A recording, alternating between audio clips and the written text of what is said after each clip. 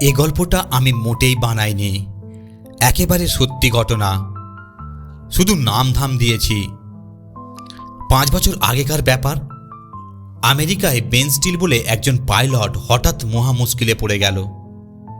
তার কাজ হলো এরোপ্লেন চালানো, কিন্তু যে কোম্পানিতে সে ছিল সেখানে লোক ছাঁটাই হলো।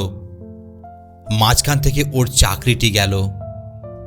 বিশেষ পয়সা কুড়িও নেই, অথচ মানুষটি খুব শৌখিন। বয়স বছর 25। আত্মীয় স্বজন আছে, তবে তারা অনেক দূরে থাকে, ক্যালিফোর্নিয়ার কাছে। আর তাদের কাছে বিশেষ সাহায্য পাবে বলেও মনে হয় না। তার চেয়ে নিজের বুদ্ধি খাটিয়ে একটু কিছু করলেই ঢের ভালো হয়। এই মনে করে বেন স্টিল বুদ্ধি খাটাতে লাগলো। বুদ্ধি মানেই বদ বুদ্ধি। টাকার চেষ্টায় যখন হচ্ছে, তখন হঠাৎ গাদা গাদা টাকা করে ফেলার একটা উপায় বের করতে পারলেই তো কেল্লা ফতে। পুরনো নীল রঙের রেনো গাড়িটা চেপে বেন শহরের গলিতে ঘুঁজিতে আনাচে কানাচে ঘুরে বেড়াতে লাগলো, যদি কোথাও একটা সুবিধে পাওয়া যায়। ঘুরতে ঘুরতে হঠাৎ ওয়াশিংটন ব্যাংকের ব্রাঞ্চ অফিসের উপর চোখ পড়ল। ধক করে মনে হলো, এইসব জায়গাতেই তো লক্ষ লক্ষ টাকা থাকে। একবার যদি কোনো মতে সেগুলো নাগাল পাওয়া যায়, তাহলে আর কোনো দিনও চাকরি চাকরি করে ফ্যাফ্যা করে ঘুরে বেড়াতে হয় না। এই ব্যাংকটা কিন্তু বেশ। চারিদিকে সাধারণ অবস্থার লোকেদের বাড়িঘর, ছোট ছোট কারখানা, সারাদিন পথঘাটে লোকের ভিড়। কিন্তু একটু সন্ধ্যা হলেই সব ভোঁ ভোঁ, আর রাত বাড়লে তো ভূতের পরি। ব্যাংকের পেছনেও একটি ঢুকবার পথ আছে, আর পেছনেই একটা উঁচু বাঁধের মতো। তার পেছনে খোলা জমি, ঝোপঝাপ আগাছায় ভর্তি। দিনের বেলাতেও এখানে কেউ বড় একটা আসে না। কোনো মতে যদি এই জঙ্গলি জায়গাটা থেকে বাঁধের তলা দিয়ে ব্যাংকের পেছনের পথের নিচ দিয়ে ব্যাংকের ভিতরে তলা দিয়ে একটা সুড়ঙ্গ খোলা যায়, তাহলেই তো ল্যাটা চোখে। একেবারে ব্যাংকের তলা ফুঁড়ে যেসব মাটির তলাকার গোপন ঘরে লোকেদের টাকা পয়সা, সোনাদানা, হিরেমণি, দলিলপত্র লুকিয়ে রাখা হয়, তার মাঝখানে ওঠা যাবে। তারপর আর ভাবনা কিসের? ইচ্ছে মতো পকেট, থলিঝুড়ি বোঝাই করে আবার সুড়ঙ্গ দিয়ে বেরিয়ে পড়ে নীল বেনো গাড়ি চেপে কেটে পড়লেই হলো। বেন স্টিলকে কেউ সন্দেহ করবে না, কারণ তাকে সবাই চেনে, সবাই জানে। যেন বড় ভালো, বড় ভদ্র এবং একটু গোবেচারা গোছের। যেমন ভাবা তেমনি কাজ। আগে কখনো বেন মাটি খোঁড়েনি, কিন্তু তাতে পেচোপাও হলে চলবে কেন? বেন কাজ শুরু করে দিল। ওই বাঁধটাই হলো ব্যাংকের এলাকার সীমানা। তার বাইরে আগাছায় ঢাকা খোলা জমিতে। ব্যাংক থেকে কিছু দূরে রাত্রির বেলার একটা নীল রেনো গাড়ি ঝোপের মধ্যে ঢুকিয়ে রাখলে কারোর চোখে না পড়বারই কথা। সুড়ঙ্গের মুখটাও তেমনি বাঁধের বাইরে এবং ঝোপে ঝাঁপে আড়াল করা। রাতে যেসব পাহারাওয়ালাদের ব্যাংকের চাকরির টহল দেবার কথা, তারা কিছু টেরও পেল না। তবু কাজটা মোটেই সহজ নয়। খুঁড়তে খুঁড়তে যখন 7-8 ফুট লম্বা সুড়ঙ্গ হয়েছে, মাটির চাপে তার ছাদটা ভেঙে পড়ল। বেন তাতে একটুও ঘাবড়ালো না। শহরের বাইরে অচেনা দোকান থেকে ফোন করে কাঠ কিনে তাই দিয়ে গভীর রাতে সুড়ঙ্গের ছাদে ঠেকা দিয়ে খুঁড়ে চলল। খোঁড়া মাটিগুলো কোথায় ফেলে সেও একটা সমস্যা। ওখানে ঢিবি করে রাখলে লোকের চোখে পড়তে কতক্ষণ?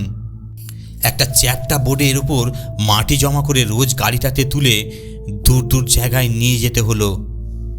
দিনের পর দিন, সপ্তাহের পর সপ্তাহ কাটতে লাগলো। ব্যাংকের মধ্যে সারাদিন যারা খাটতো আর ব্যাংকের বাইরে যারা পাহারা দিত, কেউ ঘুণাক্ষরে টের পেল না যে মাটির তলা দিয়ে ব্যাংকে চোর সেঁধোচ্ছে। বেন সারা রাত মাটি খুঁড়ে ক্লান্ত হয়ে নিশ্চিন্ত নিরাপদে সারা দিন ঘুমাতো। এইভাবে সোজা 18 ফুট বেন সুড়ঙ্গটাকে তেরচাভাবে উপর দিকে তুলতে লাগলো।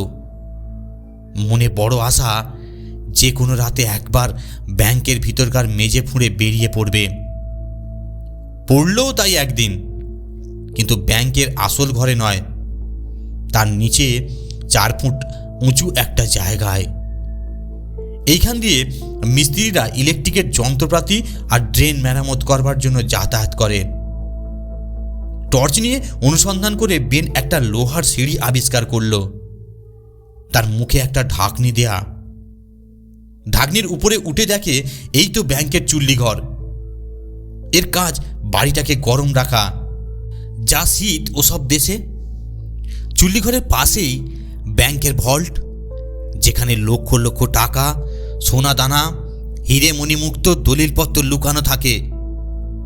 ভল্টের মেঝেটা 18 ইঞ্চি পুরু সিমেন্টের তৈরি। সাধারণ হাতুড়ির বাটালির কর্ম নয়, সে মেঝেতে ঝাঁদা করে। ঠান্ডা মাথায় খানিক ভেবেচিন্তে পরদিন লোহার যন্ত্রপাতির দোকানে গিয়ে বেন কংক্রিট ছাঁদা করার ইলেকট্রিকের হাতুড়ি আর ডিল দেখে এলো এবং রাতে দরজা ভেঙে ঢুকে ওই দুটি নিয়ে এলো।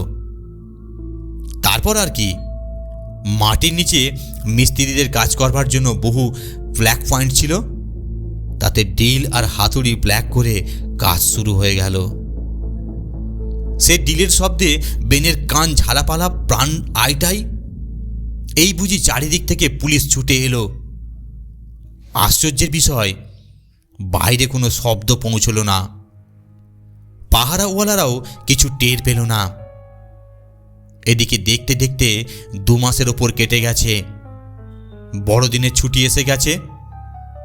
অতিরিক্ত পরিশ্রমের ফলে বেনেরও বিশ্রাম দরকার হয়ে পড়েছে। কাজেই তখনকার মতো কাজকর্ম বন্ধ রেখে সে দিব্যি আত্মীয় স্বজনের বাড়ি গিয়ে ছুটিটা কাটিয়ে এলো। তাদের ধারণা বেন এখনও কোম্পানির এরোপ্লেন চালায়, ভীষণ খাটতে হয়। ছুটির পর তাড়াতাড়ি কাজ শেষ করার আশায় বেন এক নতুন মতলব ঠাউরালো। শহর থেকে 60 মাইল দূরে গিয়ে $25 খরচ করে খানিকটা ডিনামাইট কিনে আনলো। তারপর লাইব্রেরিতে বই ঘেঁটে ডিনামাইট দিয়ে কি করে পাথর ফাটাতে হয় তার নিয়ম কানুন শিখে নিল। এইসব করতে আরও 1.5 মাস কেটে গেল। তারপর ডিনামাইট বসানো শুরু হলো। ভল্টের তলাকার সিমেন্ট ফুটো করে ডিনামাইট ভরা হলো। যেটুকু ধুলোবালি নিচে পড়ল, পাশের ঘর থেকে হোস পাইপ এনে সব ধুয়ে মুছে সাফ করা হলো। তারপর একদিন ডিনামাইটে ফিউজ জ্বালিয়ে বেন মাটির তলায় অন্য ঘরে গিয়ে বসে রইল। একটু বাদেই বাড়ি কাঁপিয়ে ডিনামাইটে বিস্ফোরণ হলো। সমস্ত বাড়ি কেঁপে উঠল। ব্যাংকের ঘরে এখানে ওখানে প্লাস্টারে সরু সরু ফাটল ধরল, কিছু চুনবালিও খসল। তাই দেখে ব্যাংকের কর্তৃপক্ষ বললেন, পাশেই এয়ারপোর্ট, ওখানে জেট প্লেন ওঠানামা করে, তাতে মাটি কাঁপে, তাই এরকম হচ্ছে। তাছাড়া উপরের তলায় একটা ভারী কাগজ কাটা কল আছে, তাতে বাড়ি কাঁপে, ওইটিকে বন্ধ করা দরকার।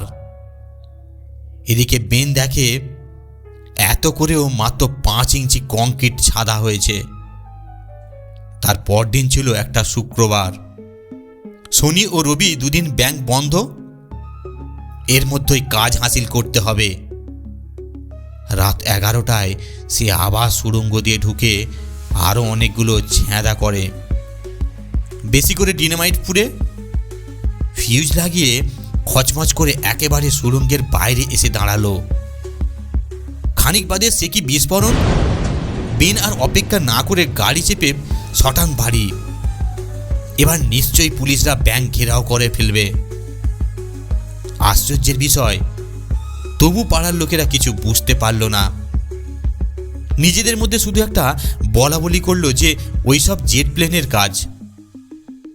পরদিন বিকেলে ভয়ে ভয়ে বেন অকুস্থলে ফিরে গিয়ে দেখে সব যেমনকে তেমন, কেউ কোথাও নেই। খালি 2 জন কেরানি এক্সট্রা টাইম কাজ করতে এসে এই বলে গজগজ করতে করতে বেরিয়ে গেল যে নিশ্চয়ই মিস্ত্রিরা কাজ করে ঘরদোর পরিষ্কার না করেই চলে গেছে, চিরকেলে ফাঁকিবাজ ইত্যাদি ইত্যাদি। রাত 12টার একটু আগে বেন স্টিল সুড়ঙ্গ দিয়ে আবার ব্যাংকে ঢুকল। ঢোকাই মুশকিল, চারিদিকে ভাঙা ইট পাথর ছড়ানো। ভেতরে গিয়ে কি দেখল? ভেতরে গিয়ে কিন্তু সে আহ্লাদে আটখানা। ভল্টের মেঝের ঠিক মাঝখানে একটা মানুষ ঢুকতে পারে এত বড় একটা ফুটো। এখানে ওখানে অ্যালার্ম বেল লাগানো, কোনোটার কিচ্ছু হয়নি, শুধু বেন স্টিলের ঢুকবার রাস্তা হয়েছে। ভল্টে ঢুকে স্ক্রুড্রাইভারের সাহায্যে দেরাজ আলমারি সব খুলে ফেলল। তারপর আর ওকে কে পায়? সারা রাত ধরে নোট, টাকা কড়ি ইত্যাদি দিয়ে ঝোলা ভরে সুড়ঙ্গ দিয়ে বেরিয়ে গাড়িতে তোলে। ভোর হবার আগেই হাজার হাজার ডলারের নোট নিয়ে নীল রেনো চালিয়ে বেন স্টিল সরে পড়ল। টাকা কড়ির বেশিরভাগ একটা জঙ্গলের মধ্যে পুঁতে রেখে পরদিন রাতে বেন আবার অকুস্থলে ফিরে এলো। এবার সমস্ত জায়গাটিকে তন্ন তন্ন করে খুঁজে দেখল, পাছে কোনো যন্ত্রপাতি বা জিনিসপত্র ফেলে রেখে গিয়ে থাকে, যা দেখে পুলিশ ওকে খুঁজে বের করতে পারে। শেষ অবধি কোথাও কিছু নেই দেখে নিশ্চিন্ত হয়ে শেষবারের মতো সুড়ঙ্গ দিয়ে বেরিয়ে বেন স্টিল বাড়ি চলে গেল। সেদিন ছিল রবিবার। তার পরের দিন সোমবার সকাল 8:45 ব্যাংক খুলে ম্যানেজারের চক্ষু স্থির। অমনি হই হই পড়ে গেল, কি সাংঘাতিক ব্যাপার!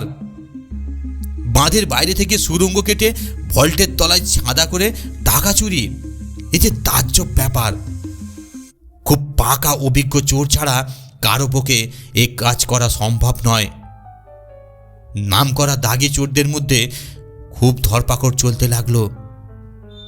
ব্যাংক চোরের কোনো হদিশ পাওয়া গেল না, কিন্তু অন্যায় কাজ করে পার পাওয়া অত সহজ নয়।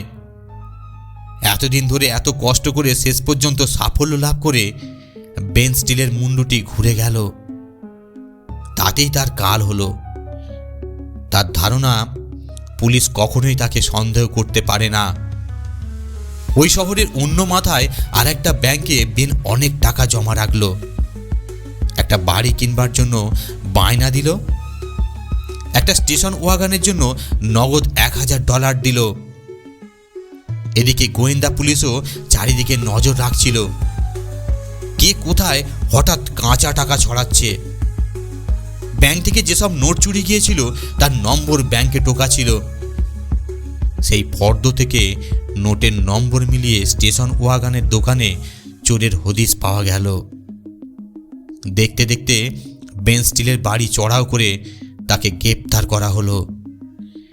বিচারে বেন স্টিলের 20 বছর জেল হলো। তার এত বুদ্ধি, এত যত্ন, এত পরিশ্রমের ফল শেষ পর্যন্ত এই হলো। এখন সে জেলে নিজের বোকামির কথাই ভাবে। ধন্যবাদ। গল্পটি শোনার জন্য আপনাদেরকে অসংখ্য ধন্যবাদ। আপনারা সুস্থ থাকুন, ভালো থাকুন এই কামনাই করি।